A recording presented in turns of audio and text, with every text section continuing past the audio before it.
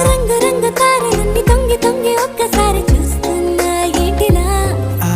పైన లేని వెన్నెలంత నేల మీదకొచ్చినట్టు